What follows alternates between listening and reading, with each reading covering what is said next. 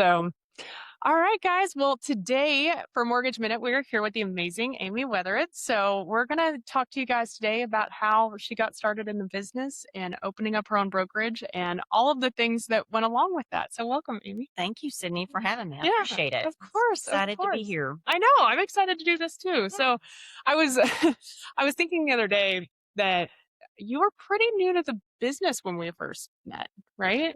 Yes, I had just started with Ebby Holiday at that time, Yeah. and you already had a relationship with them, I think. Yeah. So that was back in 2019. Was it really? You Yeah. hit right before COVID, didn't you? Yes. Yeah. Yeah. I came in at a good time. Yeah, you nailed it. The timing was definitely there. It was sure. a good time to get started. Yeah, So, good. but yeah, I think that's where I first met you. You're Yeah. coming by doing pop buys and stuff. Had to come see your face. Yeah. So what were you doing before real estate? I've done a lot of stuff before real estate. I did kind of a midlife career change, I love clearly. it. I was a stay-at-home mom. I did bookkeeping. I got a degree in business, homeschooled my kids, did just bookkeeping for construction companies. My husband owns an excavation company, so I did his bookwork for the church. So always something business related. The thing I did right before I went into real estate was for about probably 6 or 7 years. I did network marketing. Oh, really? See, I didn't know that. Yeah, so did network marketing. So kind of sales, but really relationship building is what it all boiled down to. Well, that transfers really, really well to our It business. flowed right into real estate. So it worked out good. And then you just up and decided, hey, I want to do real estate. Well, we have been selling. Yeah, I'm kind of like that. I just like, let's go for it. Yeah. We had done some spec homes and we're selling them. And then a friend of mine, Nona Roberts, Yeah. we were using her as an agent. And then she kind of put the bug in my head that you really should get into real estate. And I didn't, really think much about it. We were having our first grandbaby at that time. And so I was really focused on that. But the network marketing, I loved it and I loved the people and I loved the products that I did. Yeah. But I got burnout because I traveled so much. So, I mean, I covered almost all of North and East Texas, all the way down to Houston. So it was nothing for me to go to Houston and back in one night. More so traveling than you do as real estate. Yeah. Yeah. Yeah, way more. I mean, I'd put, close to 60,000 miles a year on the car. So that, and, coming home late and just, I still had to leave. I was, I don't know, probably 5 or 6 at that time. So it was it just got hard. And so I kind of had that bug in the back of my head. Had kind of gotten off focus with the new grandbaby. And so during that transition time, I thought, maybe I'll look into that. Yeah. So, did real estate school, took me probably 6 months to do it. I wasn't really. Well, you had a new grandbaby and Yeah. And yeah. then, like I said, I mean, my husband owns his own company, so that's very time consuming doing the books for that. But anyway, once I got my license, my friend Nona was with Ebby. Yeah. And so that's who I just went and interviewed with. And at that time, Natalie Thomas was all really good friends of ours. Yeah. How was Costa Rica with Natalie, by the way? Costa Rica was fun. Yeah. Natalie and her husband become very good friends. Yeah. She was my first mentor, which is very important. Really in any business that you're starting. We're going to do a shout out real quick that Natalie and Nona, y'all are up next on the podcast, just so you're aware. So prepare yourselves for that. Yeah, no, we had a blast with them in Costa Rica. They're our travel buddies. So. I love that.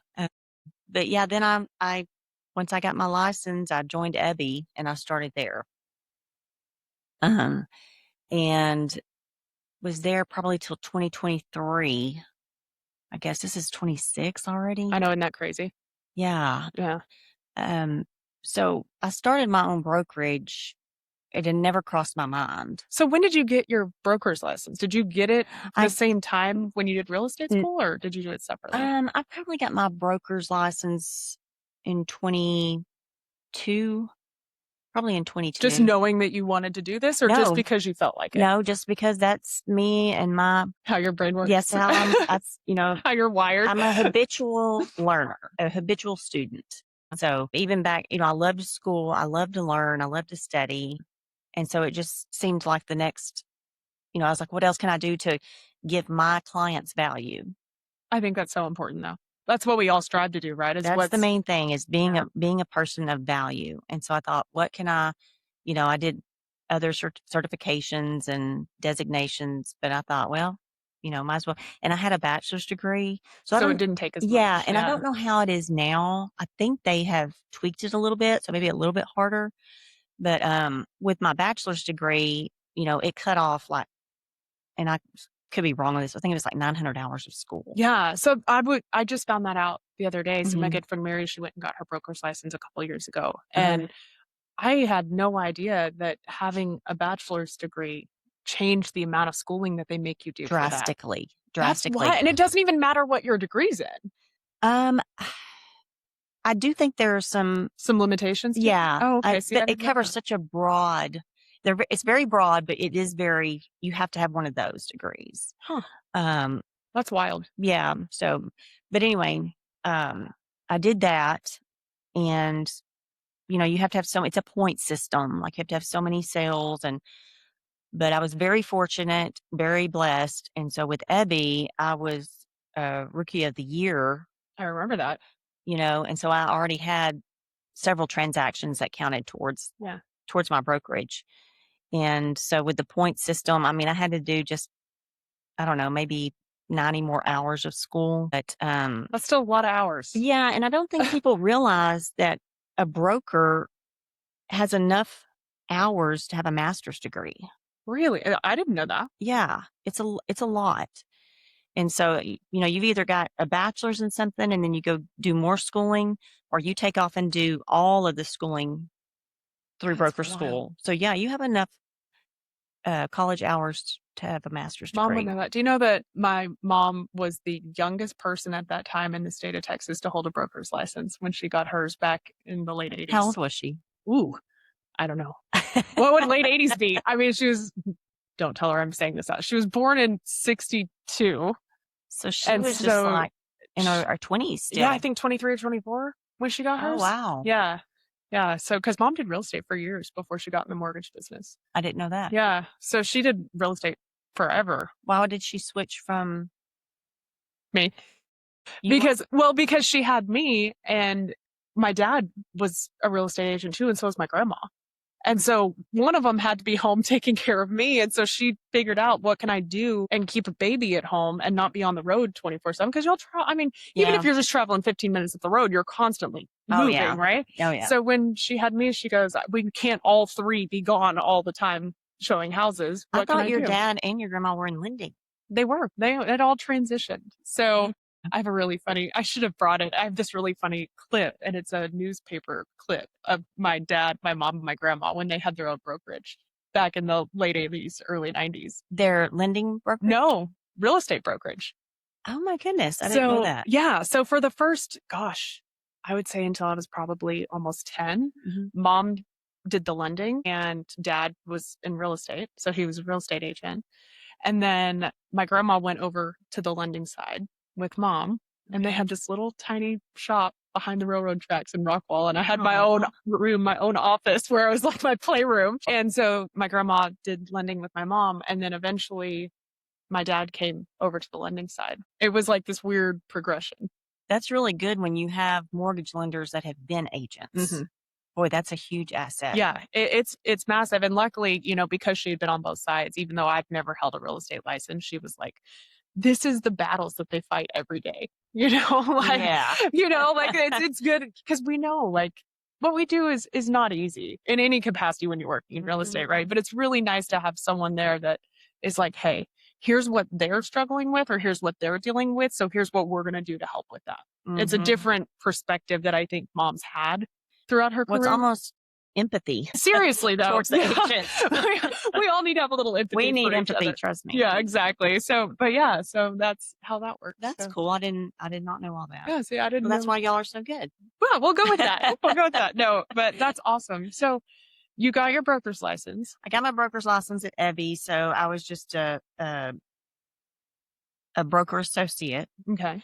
And then in 23, I think it was, that fall, I had a friend that had come to me, and they had a deal where they were going to start doing a lot of multifamily in Hmm. the DFW area and wanted me to be their broker for property management on all that. Oh, And okay. so, but wanted me exclusive to that. We talked about it, and, Madison, my daughter, she's part of the Johnson. So we've got Weatheread Johnson. So Yeah. So another mother-daughter team yeah, here. So we yeah. have a lot in common. So, I obviously talked to her about it, talked to Ron. It's a very long story, short version. We did it. We Hmm. started our brokerage, cost a lot of money, a lot of time, a For lot sure. of stress. I had to bring in an office admin. So, but it was pretty much three of us that started it. It for the purpose of this For the investor. purpose of this investor, Were you nervous about, like, kind of, in a way, putting your eggs in one basket? Does that make sense? oh, Like, that's 100%. that's scary to lean on someone that hard and take Absolutely. that dive. Absolutely. But, nothing ventured, nothing gained. I And love that's me. Let's do it and see how it works that. out. If it doesn't work out, we'll do something else. So we did that, got started in October of 23, got it up and running about March. Mhm. It took a lot longer than I thought. Yeah, there's a Um, lot that goes into but I it. can tell you, I've learned a lot. And if I ever go back to another brokerage, I will be the best agent. You would be the I will angel be agent. so nice to that broker or that office manager.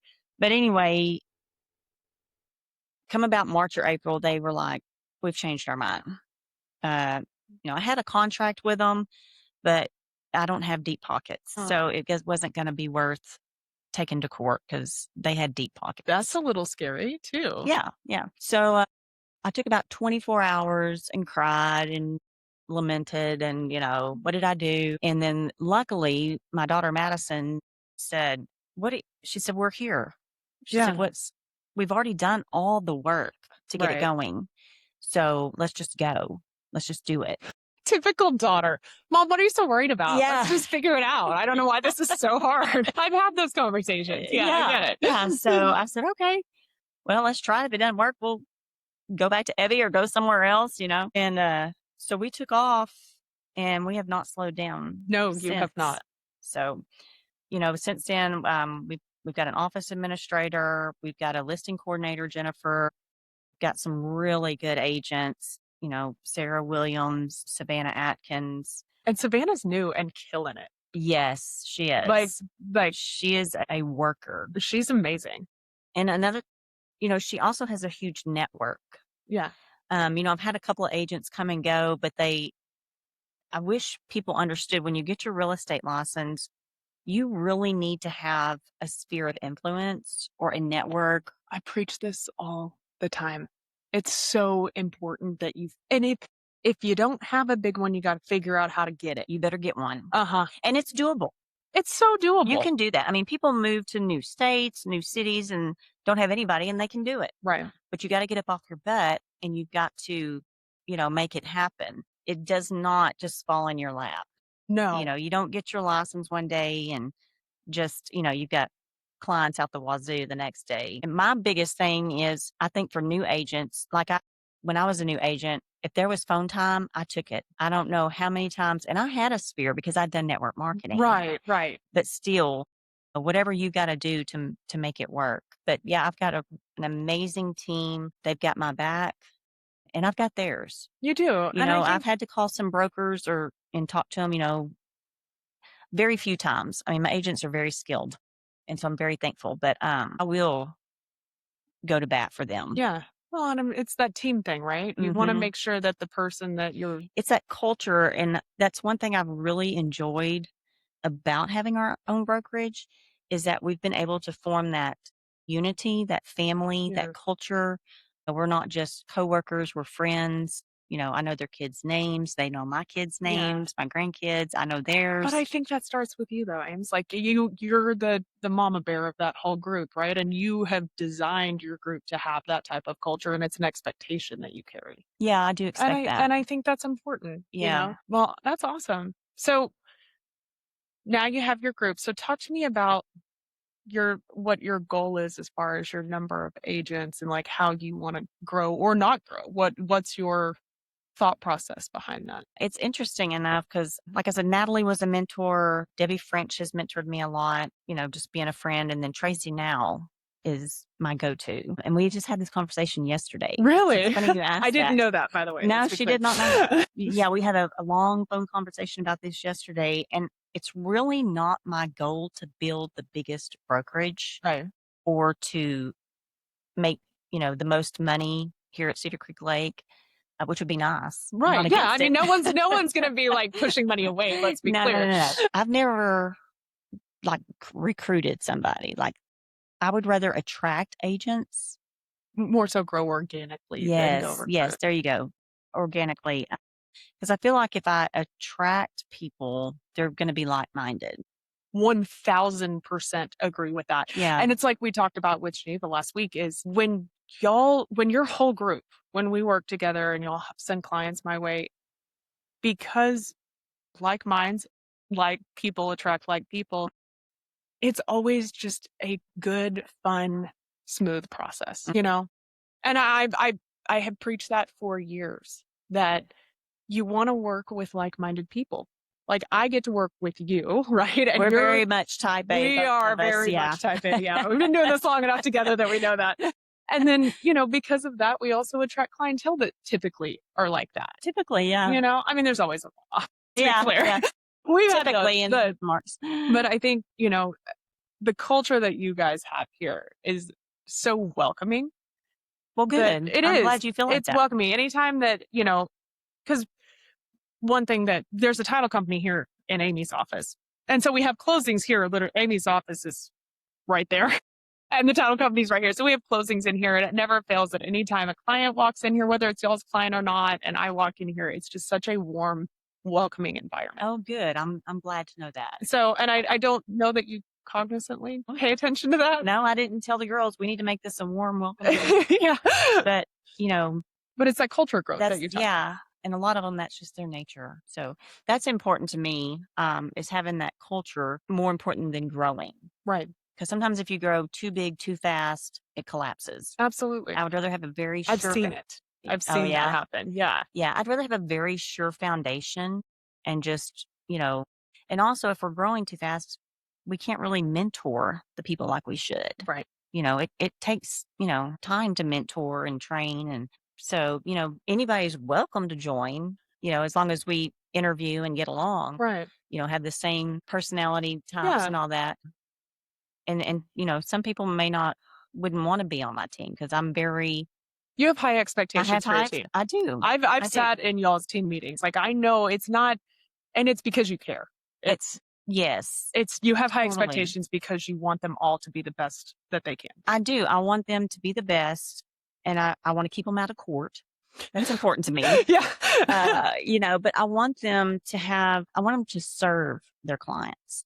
Yeah. A lot of agents, I feel like, just see a paycheck and are just so worried about, and maybe it's because I've got Ryan, so I know I have an income to back me up. Yeah. But regardless, I think if you take the servanthood out of serving your clients, you're not going to do well. So I have this theory.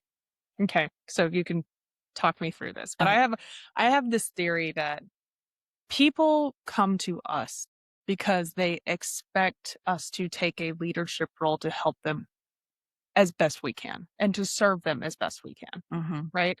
And I feel like sometimes, whether it's a real estate agent or a lender, whoever, they almost feel like a client's doing them a favor.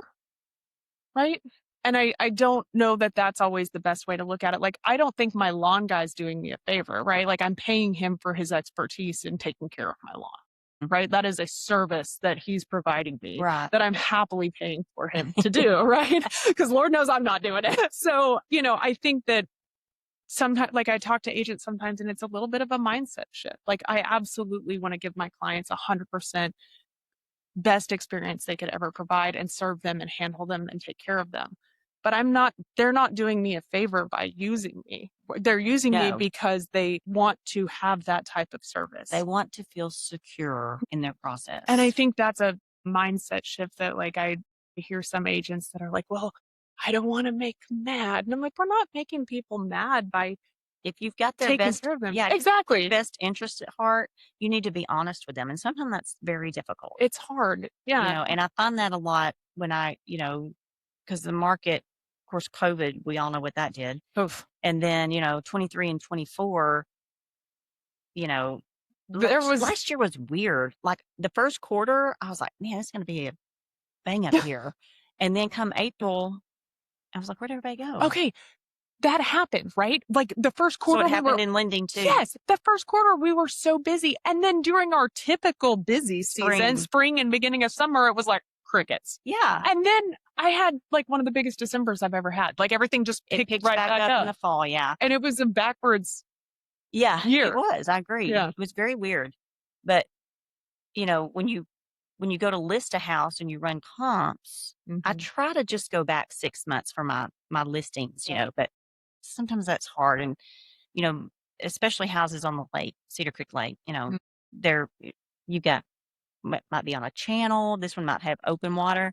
So that's a whole that's a whole Uh-huh. podcast right there. Yeah, we'll Is it, save that what for kind of another day, waterfront right? is it? But, just being honest with them, and sometimes they don't like it. Sometimes they don't hire me because, if I tell them, look, fair market value is probably like, 475 to 500. Yeah. And they're like, well, somebody else told me I could get 625 for it.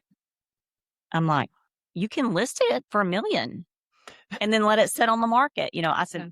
and I think, I'm very black and white. So I love numbers. Same. I think, yeah. And it's like, look, that's not me telling you what your house is worth. Here's the market analysis. Mhm. This is what is fair market value. But having that conversation with sellers is it's not It's not fun fun. ever because they're like, well, I've got to make X amount of dollars. And I'm like, well, you better go to the second job because you're not going to get it off this Let's house. get a second You know?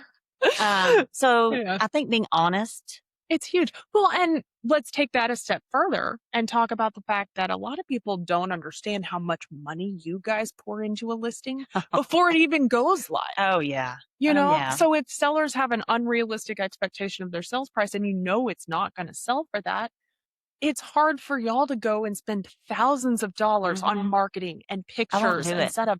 You shouldn't. I won't do it because it'll sit on the market. It'll expire. They'll get mad at me because it didn't sell. Even though it wasn't the route you wanted They'll to go do with it. the second agent. And sometimes you want to be the second agent if somebody prices it too high. You are the second person that's told me that. Really? Oh yeah. No, Be the that's true. second agent. Now they're like, okay, maybe I was being unrealistic. Yeah.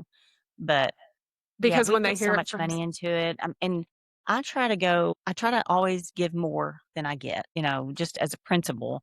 But that's what I do right up front in a listing appointment is I tell them I get my sellers a seller's home warranty. And so, if people don't know what that is. I'm sure there's people that don't, so please talk to. So, home warranty is pretty basic. You live in the house, you've got a home warranty, covers anything from HVAC, water heaters, and then you can do all these add-ons for appliances. So a seller's home warranty is when it's listed and they get a home warranty while it's listed. So if something goes wrong, if you're trying to sell your house or you've got transition coming, you don't want to be worried about, oh, my AC just went out. Right. I purchased that for my listings and it's not a whole lot. It does cost though. Yeah. But if they get called out, it's like a service fee and they have to pay the service fee, but I covered the warranty. But it's another service that you provide to your clients. Right. And so it's a value, and then a lot of times I'll pay for the deep clean on their house. I have a specific way I like for my yards to look. So I'll pay my landscaper. Why does that not surprise me at all? Like at all.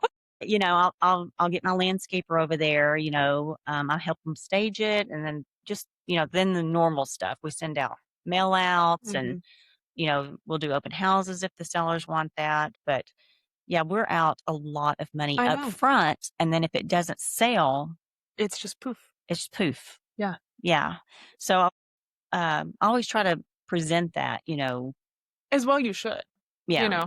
Yeah. And I think that's a huge importance, especially not that things are picking up definitely. And I see the market leveling, right? I absolutely do. But do you think, are you fine? I think it's still a buyer's market. It absolutely, it's 100% still a buyer's market, but we were in like buyer's market, seller's market, we're getting heat, Right. right? Yeah. Like it's not Yeah. as drastic as it was before. Yeah. I think we were at one point, we had like 10 months worth of inventory. And now it's like 7. Yeah. So We're almost there. We're almost there. You know, I think that there's a couple things that went along with that though, is you have when rates started going up and, you know, at the end of what would that have been, 23? Well, and then I think the tariffs, when the tariffs came out at the first of last year. Yeah, because I think rates everybody started to go down and then the tariffs came out and everyone went, oh God. yeah, it's like people, nothing's going to change. Yeah. You know? And I just, you know, I think that people are now rates have come down. Don't get me wrong, right? Like we're back in a healthy interest rate environment What, right now. like on a conventional, say that they've got a 780 credit score. 780 credit score with 20% down, you're somewhere in the mid to low sixes, depending on the property type and, you know, exact details. Yeah. But I mean, back in, gosh, was the beginning of 24, we were in the eights. Yeah. That's a huge improvement. I mean, that's hundreds of dollars. That makes a significant difference in their house payment. Yeah. Yeah. A lot. Yeah. So I think, you know, we're seeing a little bit of improvement in rate. And I'm glad that they haven't done massive rate cuts at one time. Why?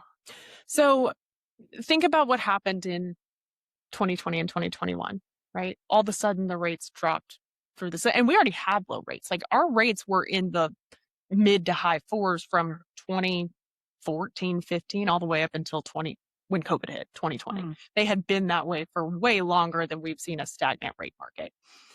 So when rates dropped and people saw what they considered free money, I mean, when you're getting a 1.99% interest rate on your mortgage, that's free money, right? Yeah. And so because of that, everyone jumped into the market, right? It became a total seller's market and people were paying $30, $40, $50, $100,000 over asking price for these properties. Wow. And that's what skyrocketed the value. Mm-hmm. Well, if we've been sitting out now for 4 years, roughly, I mean, rates started going up the end of 23. So 3.5, almost 4 years. If they would have dropped the rates 2 points, like overnight, we would have had a little bit of period of time because we had so much inventory that it would have taken a few months for it to level out. But after that level out, you would have seen the exact same inflation in housing prices again. Maybe not to the point where, you know, when we were in the 2s for interest rate, but the same thing would have happened. So I know we all want interest rates to come down, but the way they're doing it gradually is what's keeping our market better economically. Yeah, because again, if they don't do it that way, we're just going to see housing prices go insane again. Yeah. And people can't afford it, you know? Yeah. And something that I really hate is when I get a listing and a seller bought their house at the end of 2020 or the beginning of 2021. Yeah. And it's just not, well, there's exceptions. Overall, you're not going to get your money out of it. Yeah. What you paid for it. Yeah. You know? Are you finding that maybe the equity was stagnant or do you think the housing prices dropped a little bit? I feel like the prices have dropped a little bit. So I think they're more realistic now. But when you've got somebody that's paying, you know, I mean, I saw it 60,000 over asking. I'm just like, I wouldn't do that, but they were desperate to get out of the city and get out here to the country. And so, yeah, I mean, it was a couple of good years in real estate, but it was really stressful. I do not like multiple offers. Some agents like it. I don't like it. I feel like it puts too much stress, especially if I have the buyer, because they're going to, you know, they get into this, they get caught up in the bidding, you know, and they want to win. It's like you at a silent auction. Oh, yeah. That sounds really familiar. Right? It sounds like you at auctions. It's me at auctions. Yeah. We'll talk about that. That's how we just went to Costa Rica. Yeah. I won that at Shut up. That is not how you got your Costa Rica trip. Yeah, it is. Yeah. I way overpaid for that. Okay. So I just learned this story the other day. What was this, like last week that I learned this? We were talking about silent auctions and things. And apparently Amy got in some kind of bidding war with one of your good friends over this wheelbarrow full of like, what was it, alcohol or something, whatever it was. We didn't even drink, and it was a whole wheelbarrow of alcohol. And so, but I won it. You did. And then I had to give it all away. Yeah, just for the thrill. Yeah, so same thing at this. It was a fundraiser, you know, all of them were fundraisers. Right. That one was Toys for Tots. That's fine.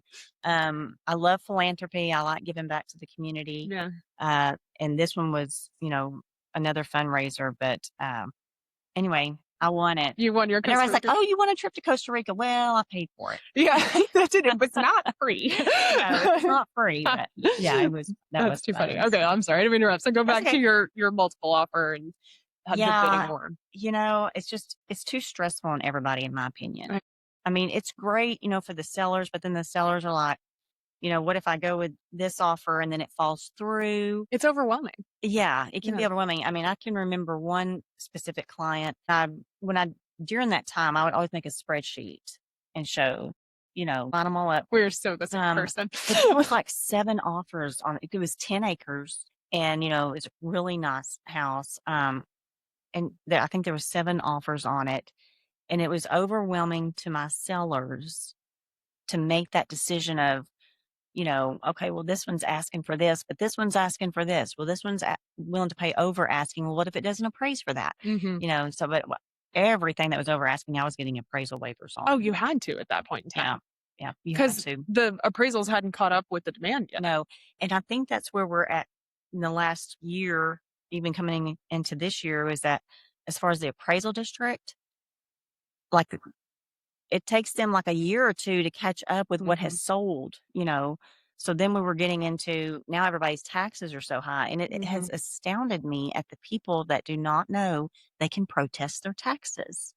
So let me ask you this, because that's a great thing. Because from my side, right, I don't have full access to MLS like you guys do. Oh, I didn't know that. I thought y'all Yeah. did. No, I just tootle around on realtor.com. Also firm believer in realtor.com over Zillow. We'll talk about that later. But people come to us and like we help them file their homestead exemptions and we help with all of that. And we have an entire follow-up program for our closed loans for the year, how we help them go through all that. And now that they're saying that the homestead exemptions are only going to last 5 years, we've got to start keeping track of that to help people. And that's a whole process that we have.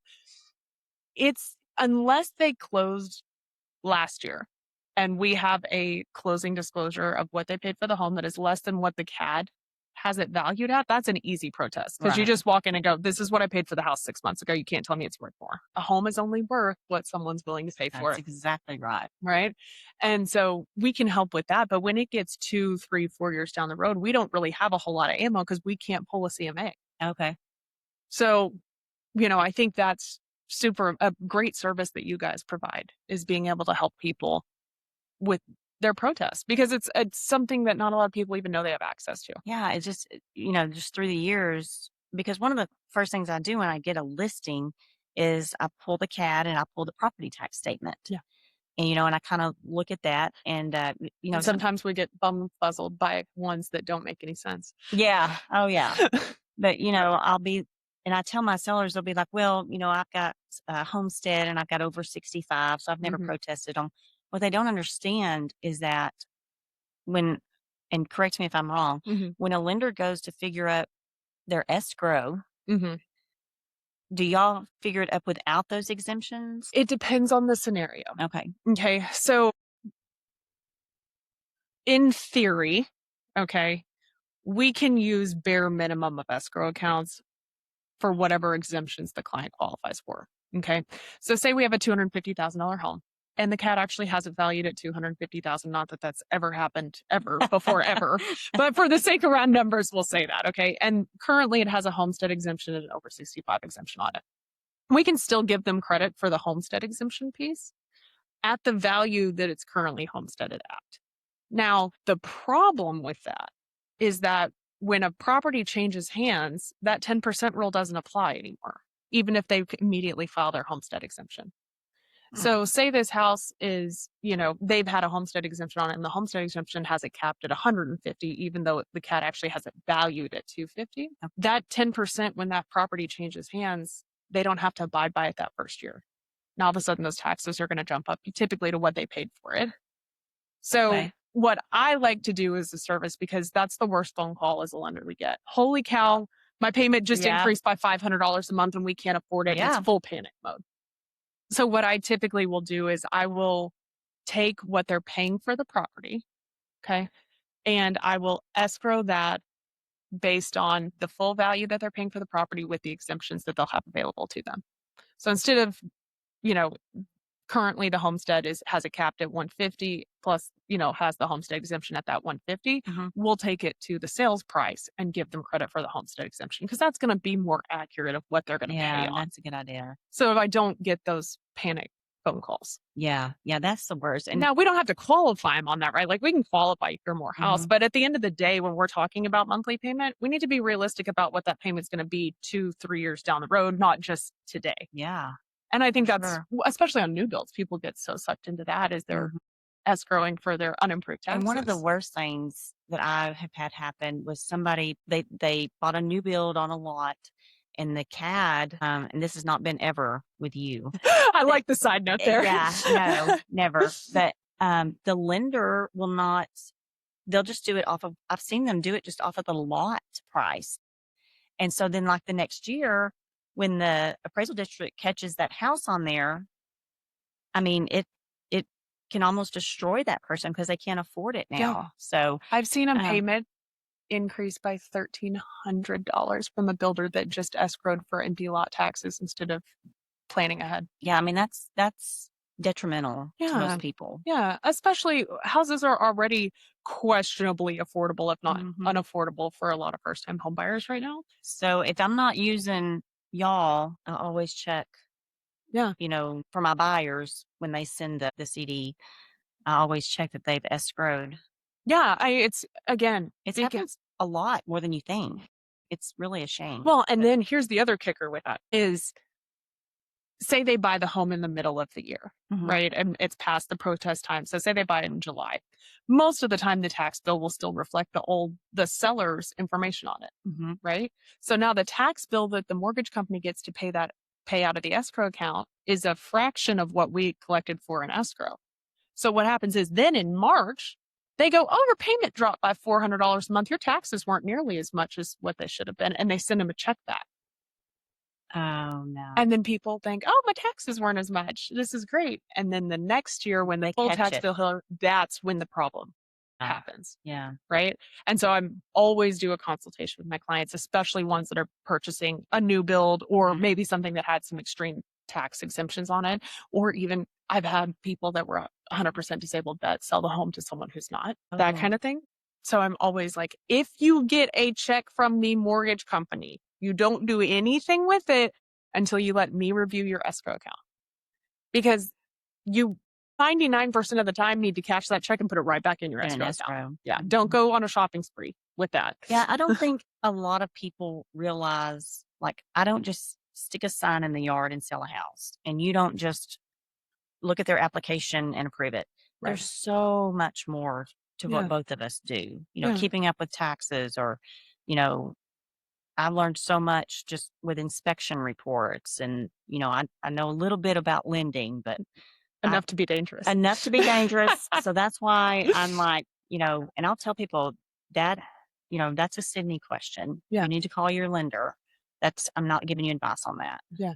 My favorite phone calls that I get is, it's really funny because I always want people to talk to me about their dreams and their goals and their aspirations and Sure. let me build things around that. And one of my favorite questions is when I'm like, okay, so tell me what your goals are.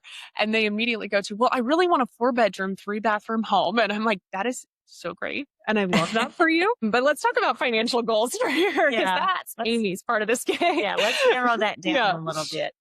And I don't know. I didn't know this. I just went to a class just a few months ago and it was on property taxes. And I didn't know there was something called a percentage transfer. Are you familiar with that? I don't talk to me. For clients who have a homestead or over 65. So, Kate, perfect example. I've got a client. They sold a house in Kemp, Mhm. and they had it exempt, homestead exempted, and over 65. So, I mean, their taxes were hardly anything. So, let's just say the house was on the appraisal district for 300. Mhm. Well, they were only paying taxes on. I think their taxes were like $700. So I don't remember. Good for them. Yeah, I don't remember what the assessed value was. Yeah. But they moved to Austin, and so you can get a form so I'll get a form from Kaufman County. So Mhm. they've moved to Austin, they've changed their driver's license, they've changed their they're able to get their homestead exemption Right. here in Austin. So I'm waiting for that to hit the records or whatever Right. it's gonna be on For there. the CAD to report it. Yeah. Mhm, yes, and so I'll get a it's called a percentage transfer form, and funny enough, the appraisal district doesn't advertise this. Why does that not surprise me? Yeah, Okay. so I'll get that form from Kaufman County, and if they were saving from the assessed value to the appraised values, let's say they were saving 20% on what those taxes would be if they didn't have those exemptions, Right. that 20% will now transfer. I send that to is it Williamstown County down around Austin? I don't know. Anyway, I'll send, Travis County is Austin's, but I don't know what's yeah, north it's of right there. above Georgia. Anyway, Yeah. so that form then gets sent to that appraisal district and they will then give them that 20% off Really? of what they're paying. And that's a requirement of any. Texas. Yeah. Really? Yeah. It was a Texas A&M Ag Extension class that I went to. And so So yeah, it's not just for ag exempt property, so it's no, for no, no, any no, no. property. It's property taxes. So Learn anytime something new every yeah. day. So anytime you've got clients that are moving, um, hold on a minute. Let me think just a second, Sydney. I may have that wrong. It may just be over 65. That's what it is. I'm sorry. Oh, okay. I'm sorry. It wasn't the homestead, but it's the over 65.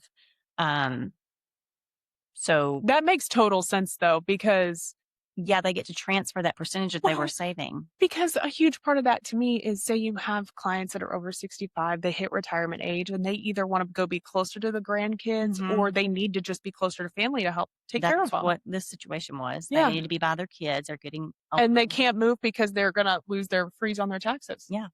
And so, you know, when they go from a, you know, $200,000 house to a nearly $400,000 house, that tax percentage savings is going to help them a lot. That's Because then what'll happen is, yeah, they may get their taxes frozen at 65, but they get it frozen on a $400,000 house. right. Because again, that doesn't correlate to current value. That rule doesn't apply until the next evaluation. Yeah. So that's massive. So if you can help your clients, that it's the over 65, but if you can help them transfer that percentage savings, it makes a huge difference for them. That's so cool. I had no idea. So yeah, so when I learned that, I started calling everybody that I knew. Well, that's huge. Think of how many retirees we have coming from like DFW out to the lake to Mhm. retire on the lake. They can do the same thing. Yeah. And I had never, ever heard anything about it. I And didn't know either. yeah, Look at you. See that? little hidden secret there to help your over 65. I love that. Mm. How cool is that? What other tips and tricks you got, Ames? And that's, I kind of help them through that process. Yeah. You can tell people about it, but when you've got somebody that's, let's just take an average 80-year-old, Yeah. they don't, sometimes it's hard for them to grasp No, doing all that stuff. I totally agree. So we have I put in a system and our marketing girl is also our post closing girl. Her name's Sarah Kelly. I don't know what I'd do without her. I really don't. She runs my life and I love her to pieces. But she's our post closing concierge. So she handholds everyone through their mortgage being transferred to their servicer and how to file their homestead exemptions and make sure they get their driver's license changed. And she does 15 to 30-day follow-ups depending on what step of the process they're on Uh-huh. until all of that gets handled. And so now we can add our 20% deal in there for people that are Yeah. moving too. That's amazing. But I think it's so important because I get this all the time is because deeds and notes are public record, once you close, everyone and their mom has access to your information. Mhm. And people get so much junk mail. Oh, And yeah. and I'm like, I wish I could take that burden off of you, but there's no way for me to. It's public record. I can't tell them like, "Hey, don't Mhm. put this in the public records." And so, which she also, if people have questions about mail they got, if it looks suspicious, if they're not sure about it, she handles all of that. And we'll literally sit there and go through junk mail with people and tell them, yes, that's real or no, that's spam or whatever. So that way people don't feel like we just closed their loan and then went, figure it out. You know what I Yeah. mean? Yeah. And I think that's And, super. a lot of people, I don't know the statistics, but once they close, they never hear from their agent again, their real estate agent. That's wild. And,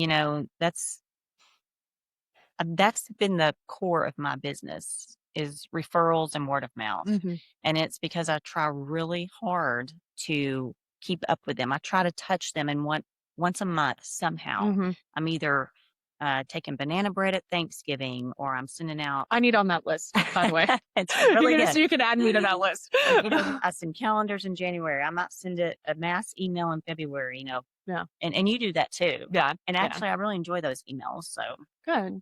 Yeah. it's value. Well, and that's it. We call them value bombs. So I know you get the realtor side, and honestly, you might get the client one too, since we've done.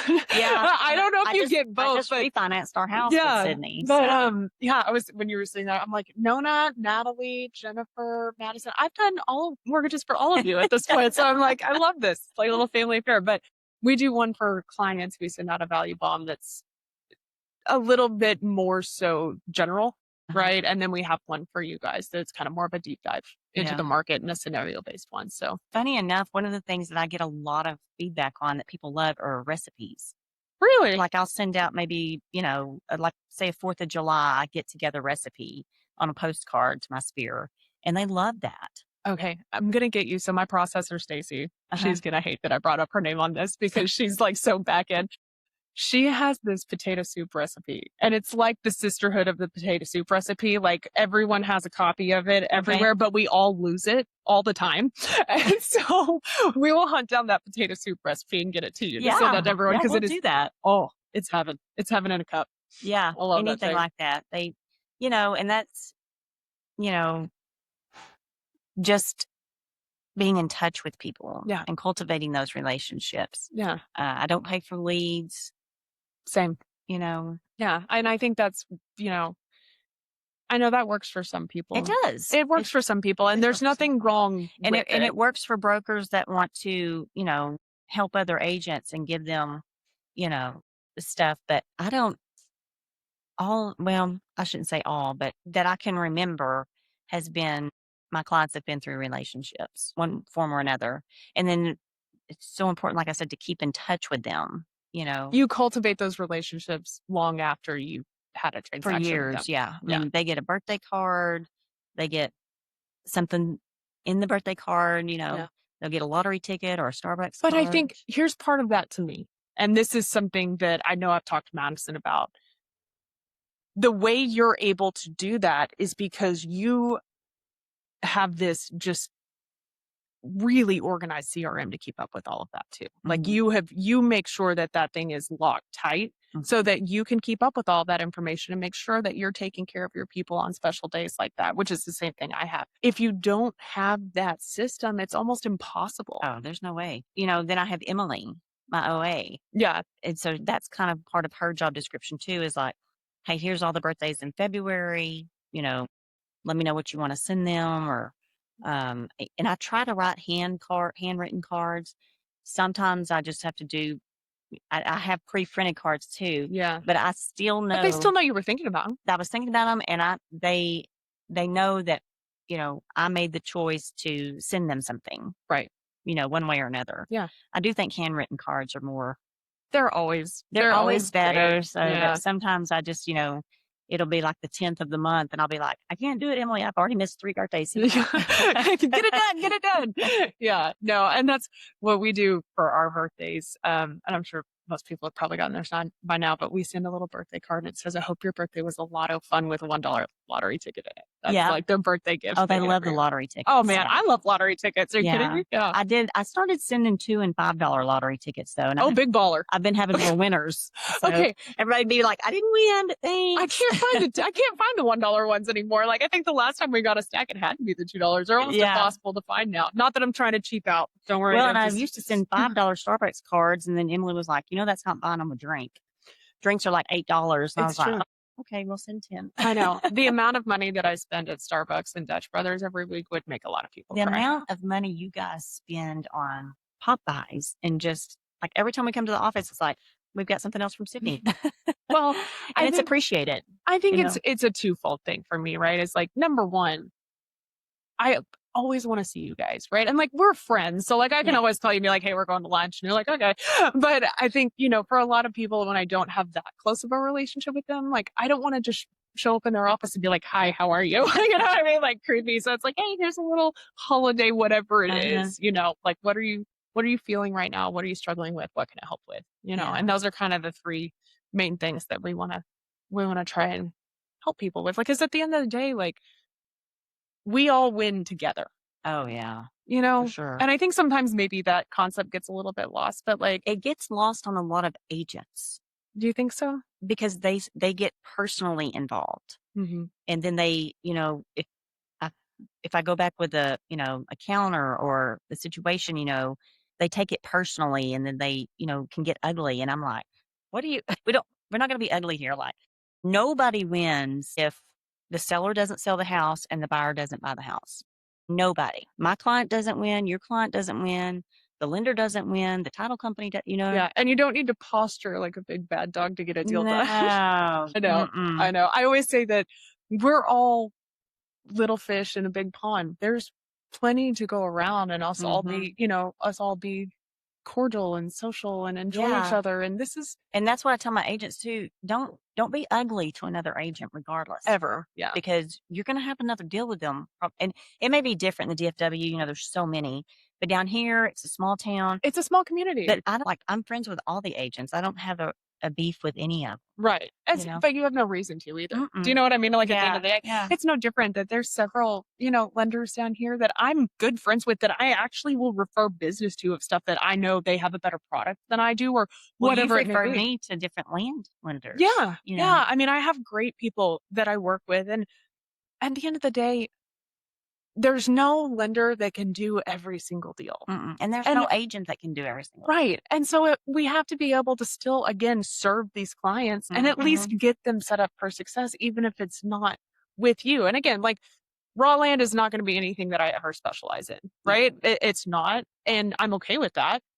It's kind of a niche product, but I have a great girl that does all my land stuff and she's an angel baby and she takes good care of my clients. And she'll call me like the other day, she called me and she was actually working on an FHA loan and she doesn't do a ton of them. And so she called me, she's like, hey, it's a weekend. I can't get a hold of anyone. What are the guidelines for this? I need help putting this deal together. And so I helped her like, that's good. We all Yeah. win together, right? I want to have those types of All ships relationships. rise with the tide. Yeah, And exactly. so, if you're and if my word, I always have a word for the year. And so my word this year is elevate. And so it's literally to raise something or someone up to a higher level. And, even if that's what some see as competition, which it's not in my opinion, it's coworkers. Right. We all can help each other if we lift each other up. I love that.